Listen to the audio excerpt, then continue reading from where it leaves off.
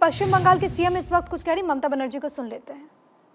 যে বড় প্রাপ্য ছিল, ওনার মৃত্যুর বয়স হয়তো হয়নি, কিন্তু যেহেতু ওনার একটা প্রবলেম ছিল, শ্বাসকষ্ট হতো। আজ সকালেও বৌদি বললেন যে ব্রেকফাস্ট করেছেন, ব্রেকফাস্টের পরেই শ্বাসকষ্টটা হয়ে হঠাৎ চলে গেছেন।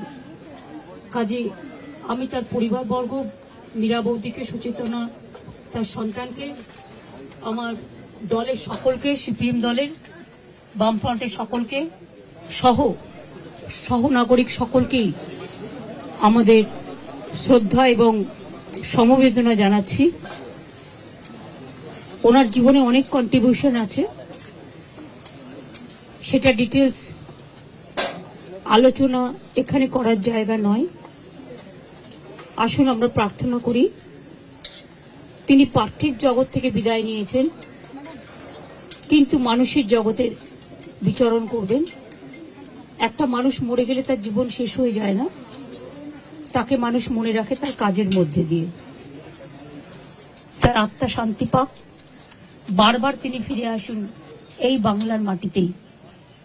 আমি এটুকু বলে আপনাদের সকলকে নমস্কার জানাচ্ছি। আজকে আমার ঝাড়গ্রাম যেতে হবে।